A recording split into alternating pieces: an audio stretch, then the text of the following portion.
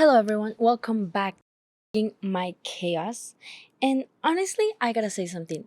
I'm very, very, very pissed off. I'm so mad. I've been reading this journal, and it feels like I'm talking with a toxic friend. Like this is so. I swear, I just get so pissed at myself. Like, of course you felt bad because oh my god, it's just incredible how you blame other people, how you blame the external circumstances, and of course you're gonna feel bad because that never leads to happiness. So yeah, I was reading the journal and I was so pissed. I'm so pissed because it always comes back to the same thing, and it's annoying. It's annoying.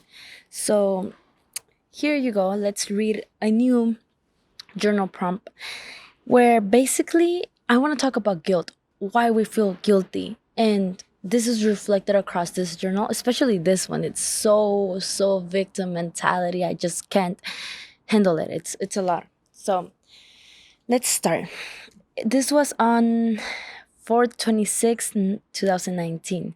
So April 26, 2019. And it starts like this. The title is I'm Sorry, April. So you already know. You already know what's happening. It starts like this. I'm sorry, April. I've been playing you. I've been lying to you. I forgot about you.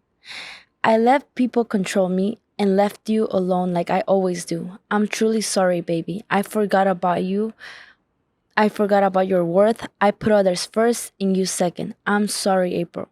But I'm here to tell you that you don't need anyone. I know you're scared of this cruel world, victim mentality, and you warn me. I know, but please don't be afraid of the world. Okay. I will take care of you. I'm sorry for wasting your time. I know your potential. I know you can do more. Gosh, I know you, April. You are you've done amazing achievements, something like that. Well, why am I writing this? Why am I writing this? Oh, and then I go on by saying, April, please don't forget your worth. April, you don't know how much you mean to me. I need to tell you that I'm sorry for distracting myself. And it's and then I talk about something that happened. I come up with the whole story. I blame other people. And what you hear here, what you listen when you read this, when I read this, I was like, dude, stop saying sorry. Like, I keep saying sorry all the journal, like every single time. I'm like, hey, I'm sorry, April. Like, I know I failed you. Dude, if you already know that you're doing something wrong and if it doesn't feel right, then you gotta change it. You if you really want to feel better, you gotta change that. A feeling is to tell you what's going on inside you. A feeling dictates if you're going on the right path or not. I feel like the body is very, very smart. If you're not doing something that feels good, your body is going to tell you through guilt. Guilt is important because it allows you to see what's going on. When you make a promise to yourself and you don't follow through, you're gonna feel guilty. You're gonna feel like, damn, I failed you. Of course you did. Of course you failed yourself. Of course you did. That's what your body's telling you. That's why you're feeling guilty.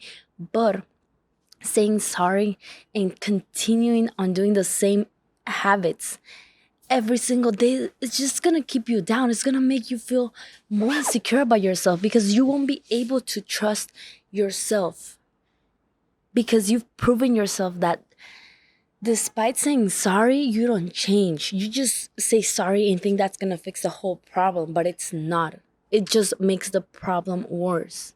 So, anytime your body is telling you something, if you feel satisfied, you feel happy about life, is that you are going in the right direction. Like your body's smart, your body knows.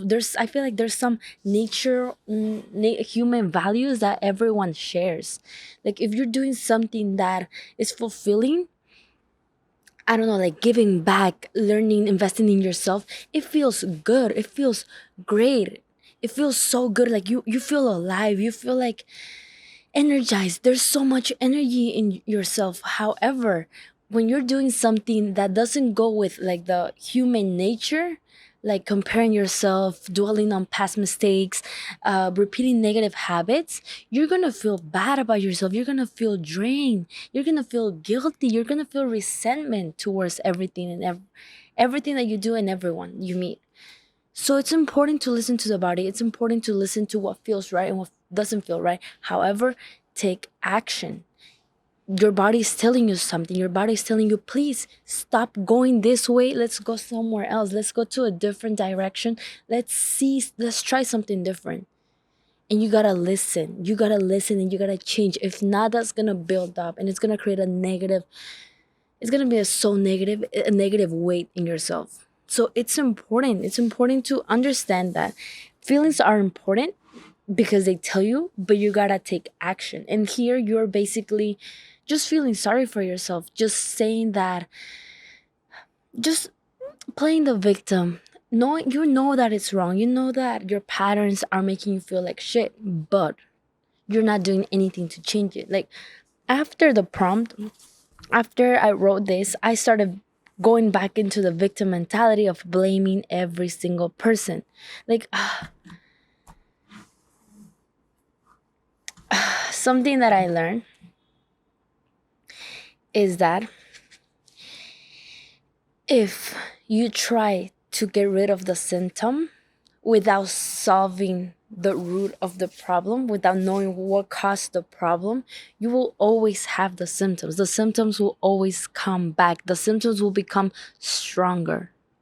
For example, when you get diagnosed with, let's say, a brain aneurysm, like a brain tumor or whatever, you can have a lot of you can take a lot of pills to reduce the pain.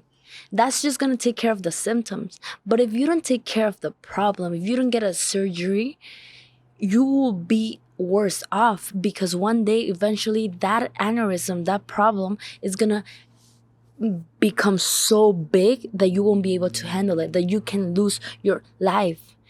And oftentimes we take care of the symptoms. We feel bad, we feel empty, we go to the mall and buy clothes. We feel bored, we surround ourselves with distractions.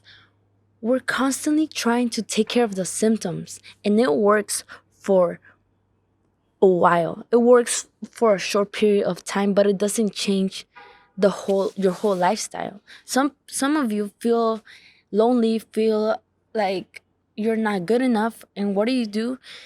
You go to a party every single Saturday just to fill that void. And I'm not saying that people who party are empty.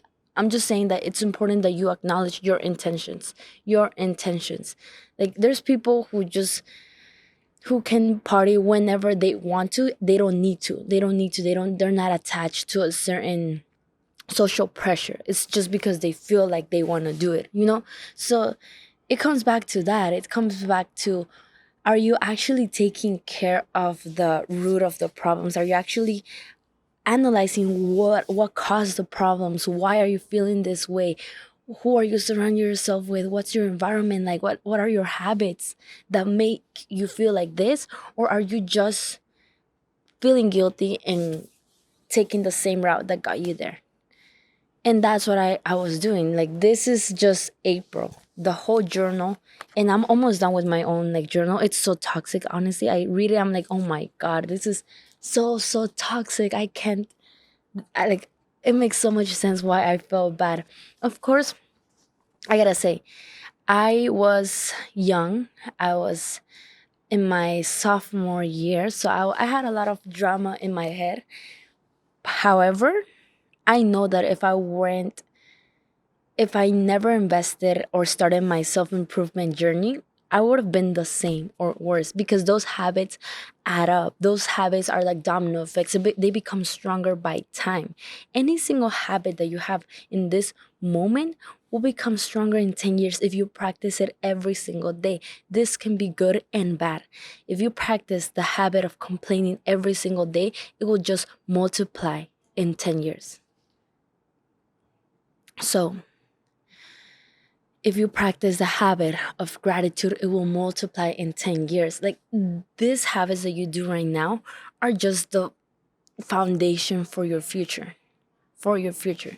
So that's why it's important to just analyze the feel, listen to your feelings, listen to what your body is telling you, what feels right and what doesn't. Listen to your intuition, but change it. Look for ways to change it, and use that feeling as a way to improve your life. Use them as signals.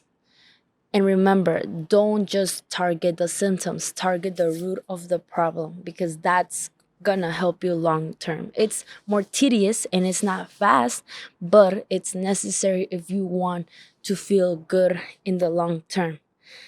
So basically, that was it.